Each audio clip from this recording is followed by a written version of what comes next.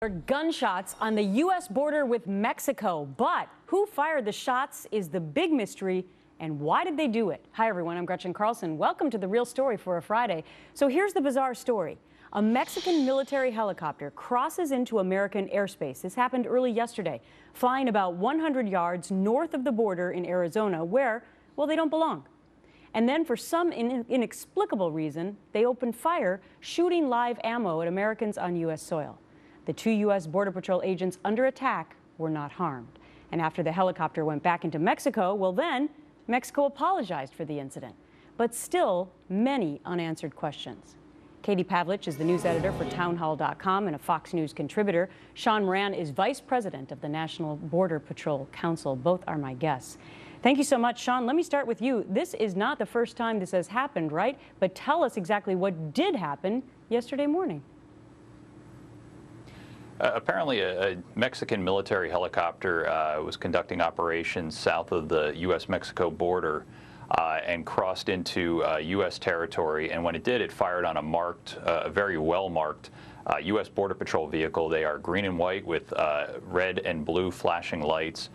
There are numbers on the roof. It's very hard to mistake it for anything other than what it is. Why?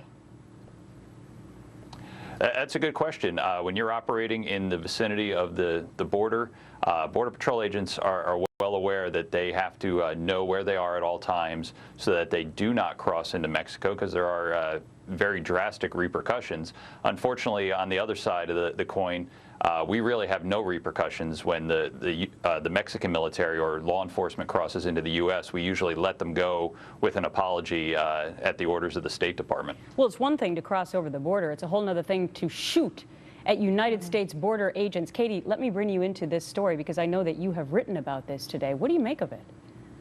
I think it's completely unacceptable. I think there's a double standard here, obviously, that Sean has pointed out already, but we have to keep in mind that the Mexican government has very high standards for our Border Patrol agents. In fact, high standards include, they don't like the fact that our agents use lethal force against those who throw rocks, which is also can be a lethal weapon. And now we have this Mexican military helicopter shooting at marked Border Patrol agents, and they haven't explained why they're doing that. And sure, great, the Mexican government has issued an apology, but I don't think that an apology is enough, and I think that they're going to have to do a little more to explain what went on here. I think the first step in that could be, look, we're sorry. Here, let's release Sergeant Tamarisi from our jail as an exchange for what we did to screw up, to shoot at your Border Patrol agents. All right, more on that in just a minute, because I want to bring Sean back into the equation, because here is what is startling, that apparently Mexican military are oftentimes working hand in glove with the Mexican drug cartels.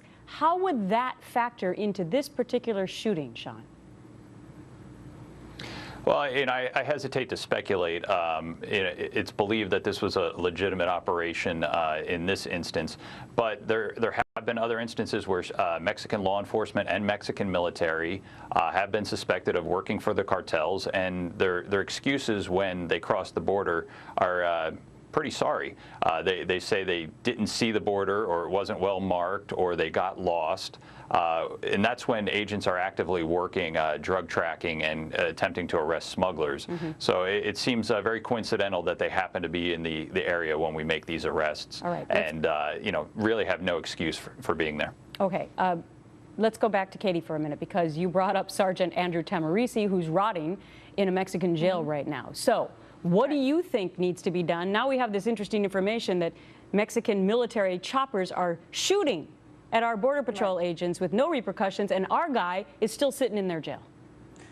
Right. So there have been consequences for Sergeant Tamarisi for apologetically driving into Mexico and trying to do the right thing by turning himself in. And now he's been sitting in a Mexican jail for 3 months. He wasn't violent. He didn't shoot at Mexican agents. He was very cooperative. And yet here we are with the Mexican military shooting with lethal force at our Border Patrol agents, and somehow our Marine is still in jail. President Obama should get on the phone and say, look, there won't be any consequences for you as long as you exchange our Marine back for what has been done here. Just to clarify, Sean, this is not the first time that the Mexican military in choppers have shot at U.S. Border Patrol agents, correct?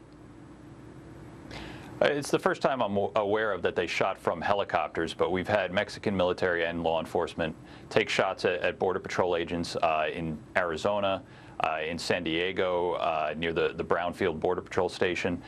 We've also had large groups, an entire platoon of Mexican military troops crossed over in Santa Teresa, New Mexico, and then were released, allowed to drive their Humvees with all their weapons back through the port of entry into Mexico with absolutely no consequences.